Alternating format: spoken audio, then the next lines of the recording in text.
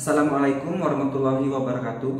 Di video kali ini saya akan mencoba membahas materi mata kuliah manajemen resiko tentang tujuan dan fungsi manajemen resiko.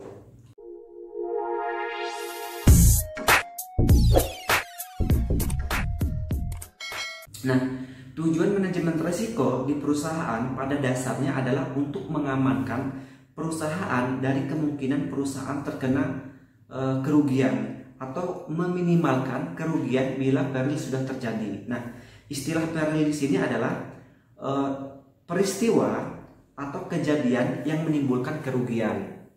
Nah, dengan demikian tujuan yang ingin dicapai oleh manajemen risiko dapat dibagi menjadi dua kelompok. Nah, tujuan manajemen risiko yang pertama yaitu sebelum terjadinya peril.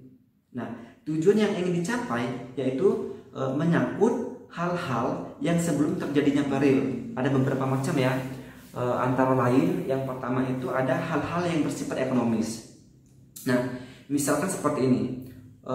Misalnya upaya untuk menanggulangi kemungkinan kerugian dengan cara yang paling ekonomis ya, yang dilakukan melalui analisa keuangan terhadap biaya, program keselamatan, terus besarnya premi, asuransi, terus apa lagi ya, biaya-biaya dari bermacam-macam teknik penanggulangan risiko. Nah, yang kedua, hal-hal yang bersifat ekonomis. Nah, artinya di sini upaya untuk menanggulangi kecemasan sebab adanya kemungkinan terjadinya peril tertentu dapat menimbulkan kecemasan dan ketakutan oleh para karyawan ataupun para anggota organisasi tersebut. Sehingga dengan adanya upaya penanggulangan maka kondisi itu dapat diatasi. Misalkan contohnya seperti ini, di dalam perusahaan misalkan, jadi si bangunannya itu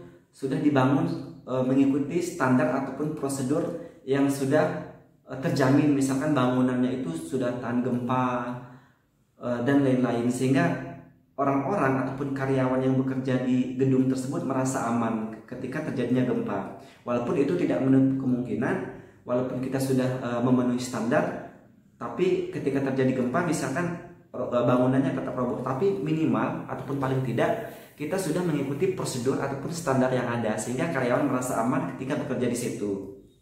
Yang ketiga yaitu tindakan penanggulangan risiko dilakukan untuk memenuhi kewajiban yang berasal dari pihak ketiga atau pihak luar perusahaan, seperti misalkan yang pertama, memasang ataupun memakai alat-alat keselamatan kerja tertentu di tempat kerja atau pada waktu bekerja untuk menghindari kecelakaan kerja. Misalnya pemasangan rambu-rambu, pemakaian alat pengaman, misalkan gas, masker, dan lain-lain, untuk memenuhi ketentuan yang tercantum dalam Undang-Undang Keselamatan Kerja. Yang kedua, misalkan mengasuransikan aktiva yang digunakan sebagai agunan yang dilakukan oleh debitur untuk memenuhi persyaratan yang ditentukan oleh kreditur. Nah, selanjutnya itu tujuan manajemen risiko yang kedua setelah terjadinya peril. Kalau yang tadi sebelum terjadinya peril, yang sekarang setelah terjadinya peril. Saya ulangi ya, peril itu adalah kejadian ataupun peristiwa yang menimbulkan kerugian. Nah, di sini mencakup upaya untuk penyelamatan operasi perusahaan setelah terjadinya peril, ya, ataupun kejadian ataupun peristiwa itu tadi, untuk memenuhi yang bisa dilakukan dengan hal-hal berikut. Yang pertama itu misalkan dengan penyelamatan operasi perusahaan. Artinya di sini manajemen risiko harus mengupayakan pencarian strategi bagaimana agar kegiatan perusahaan ataupun bisnisnya bisa berjalan sehabis perusahaan terkena peril ataupun musibah. Meskipun untuk sementara waktu yang beroperasinya hanya sebagian saja, ya.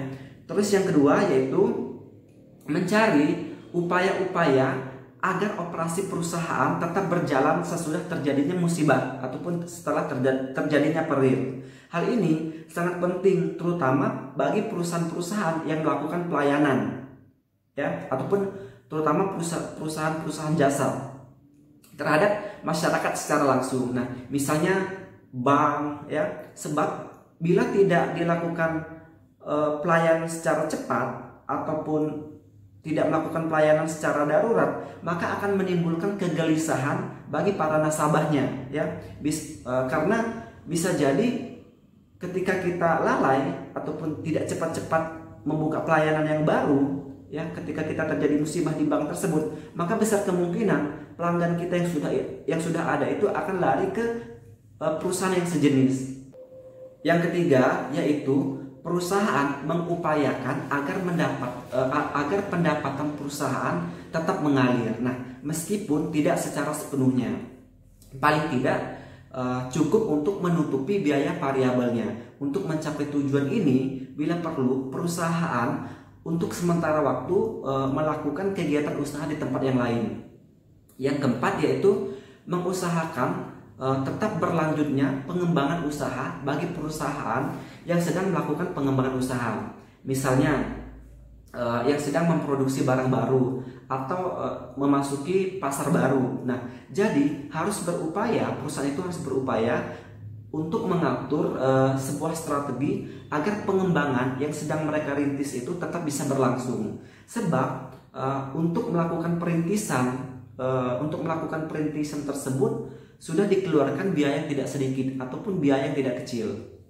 Yang kelima yaitu berupaya tetap dapat melakukan tanggung jawab sosial dari perusahaan. Artinya perusahaan itu harus dapat menyusun kebijaksanaan untuk meminimumkan pengaruh buruk dari suatu peril tersebut yang diderita perusahaan terhadap misalkan karyawannya, para pelanggan ataupun penyalur, para pemasok dan sebagainya. Artinya akibat dari peril jangan sampai perusahaan menimbulkan masalah baru, yaitu masalah sosial. Misalnya jangan sampai mengakibatkan terjadinya pengangguran ataupun mem-PHK karyawannya secara besar-besaran. Selanjutnya yaitu fungsi pokok manajemen risiko. Nah, fungsi pokok manajemen risiko yang pertama yaitu menemukan kerugian potensial. Artinya perusahaan harus berupaya untuk menemukan ataupun mengidentifikasi seluruh risiko yang dihadapi oleh perusahaan, yang meliputi yang pertama kerusakan fisik dari harta kekayaan perusahaan. Yang kedua ada kehilangan ataupun pendapatan ataupun kerugian lainnya akibat terganggunya operasi perusahaan tersebut. Yang ketiga, kerugian akibat adanya tuntutan hukum dari pihak lain. Yang keempat, kerugian-kerugian yang timbul karena misalkan penipuan, tindakan-tindakan kriminal lainnya, terus misalkan tidak jujurnya karyawan, misalkan mereka mencuri dan sebagainya. Dan yang kelima yaitu kerugian-kerugian yang timbul akibat meninggal dunia, sakit atau menjadi cacat. Untuk itu, cara-cara yang bisa ditempuh ataupun yang dapat dilakukan oleh manajer risiko ataupun perusahaan tersebut antara lain dengan cara yang pertama yaitu dengan melakukan inspeksi fisik di tempat kerja. Yang kedua, dengan mengadakan angket kepada seluruh karyawan yang berada di perusahaan tersebut. Yang ketiga, menganalisis semua variabel yang tercakup dalam peta aliran proses produksi. Misalnya yang pertama, kita menganalisa kemungkinan rusaknya bahan baku. Yang kedua, kita bisa menganalisa kemungkinan kerugian karena jumlah pasokan yang tidak memadai. Yang ketiga, kita bisa menganalisa kemungkinan penyerahan barang yang tidak tepat waktu ataupun sering telat pengirimannya. Yang keempat yaitu menganalisa kemungkinan kerusakan dan kehilangan pada saat penyimpanan. Dan yang kelima, kita bisa menganalisa kemungkinan kerugian karena salah proses ya atau cacat pada saat kita produksinya. Yang keenam, kita bisa menganalisa kemungkinan kerusakan alat produksi.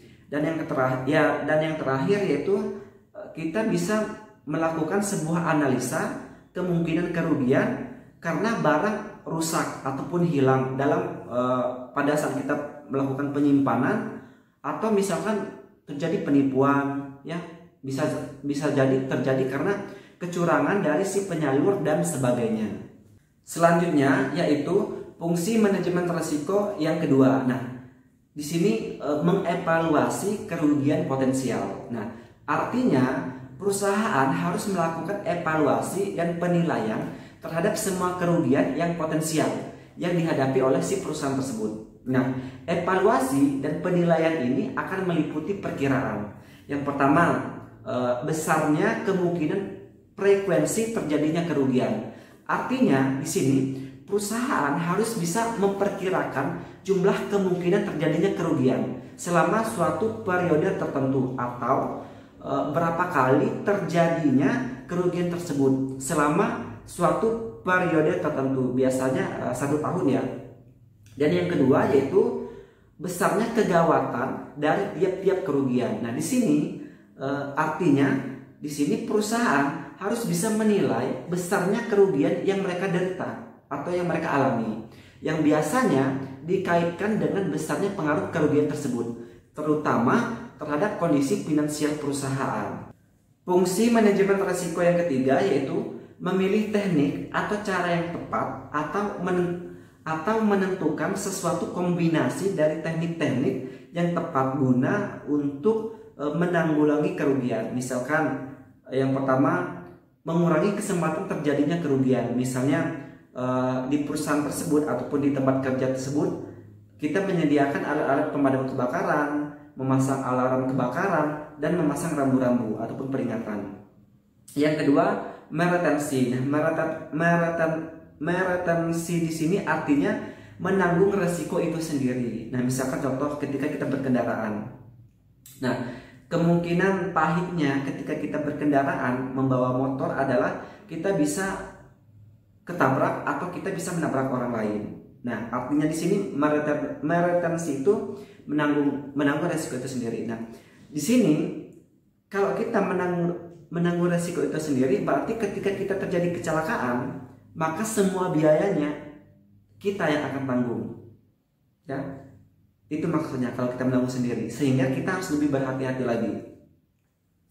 Dan yang ketiga yaitu mengasuransikan. Nah, di sini mengasuransikan ketika kita misalnya terjadi kecelakaan tuh, ya, kita berkendara tadi. Nah, ketika kita terjadi kecelakaan, maka akan ada pihak lain ataupun orang lain yang akan mengcover biaya-biaya yang kita keluarkan akibat kecelakaan itu tadi. Akan tetapi kita harus mengeluarkan biaya bulanan, ya, ataupun biaya tetap setiap bulannya untuk membayar si pihak asuransi itu. Jadi yang nomor 2 dan nomor 3 itu ada plus minusnya ataupun ada keuntungan dan kerugiannya. Nah, kalau yang nomor 2 itu meretensi, keuntungannya adalah kita tidak harus bayar tiap bulan ke pihak asuransi, tapi kerugiannya adalah ketika kita terjadi kecelakaan kita harus menanggung semuanya sendiri. Nah, kalau yang nomor 3 mengasuransikan itu tadi, keuntungannya adalah ketika kita terjadi kecelakaan ataupun kita mengalami kerugian, maka semua biaya akan di-cover oleh pihak asuransi. Tapi nggak enaknya adalah kita tiap bulan itu harus membayar ke pihak asuransi, ya, biaya tetap setiap bulannya. Nah, yang keempat yaitu menghindari. Nah, menghindari di sini ada plus minusnya juga, teman-teman. Yang pertama, misalkan ketika kita mau memulai usaha, ya, ketika kita mau memulai usaha, maka akan ada 2 kemungkinannya, rugi atau untung. Nah, kaitannya dengan di sini menghindari, ketika kita tidak mau mencoba, maka kita tidak akan pernah tahu nih, apakah usaha yang akan saya jalankan ini kedepannya akan sukses ataupun enggak. Ya, itu kekurangan, itu nggak enaknya ketika kita menghindari. Kita selamanya nggak akan pernah tahu apakah kita usahanya akan sukses ataupun enggak kalau kita tidak pernah mencoba. Tapi di sisi lain keuntungannya adalah ketika kita menghindari, kita tidak akan pernah mengalami kerugian. Ya kan, kita tidak pernah mencoba. Ya, jadi menghindari di sini ada plus dan minusnya juga. Keuntungannya ketika kita menghindari adalah kita tidak akan pernah mengalami kerugian, karena kita tidak pernah mencoba usaha itu. Tapi kerugian yang lain adalah yang akan kita dapat adalah kita tidak akan pernah tahu apakah usaha yang mau kita jalankan itu bisa sukses ataupun tidak. Jadi tugas manajer resiko adalah memilih salah satu cara yang paling tepat untuk menanggulangi suatu risiko, atau memilih suatu kombinasi dan cara-cara yang paling tepat untuk menanggulangi risiko tersebut. Oke teman-teman, mungkin cukup sekian untuk materi manajemen risiko kali ini. Lebih dan kurang saya minta maaf. Sampai bertemu di video-video berikutnya, dan saya akhiri. Wassalamualaikum warahmatullahi wabarakatuh.